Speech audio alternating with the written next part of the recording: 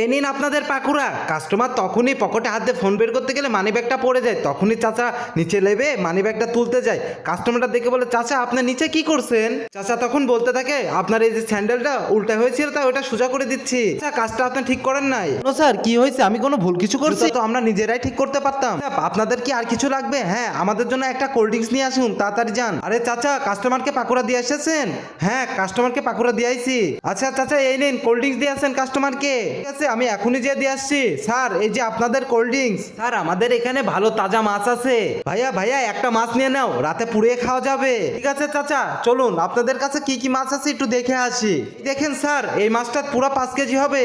চাচা, এটা পলিতে ভরে দিয়ে দিন। তখনই চাচারা পলির মধ্যে ঢুকায়ে এইটা দিয়ে দেয়। আচ্ছা, টোটাল কয় টাকা বিল হয়েছে আমাদের?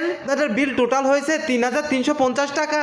যখনই মানি ব্যাগ বাই করতে যায় টাকা দেওয়ার জন্য, তখন পকেটে হাত দিয়ে দেখে যে মানি ব্যাগ নাই, তখন বলতে থাকে আমার মানি ব্যাগ কোথায় গেল?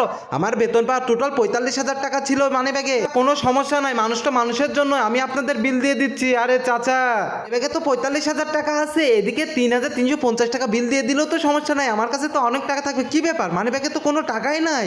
আরে আল্লাহ, বেশি লোভ করতে যায় আমরা ধরা খেয়ে গেলাম আজকে।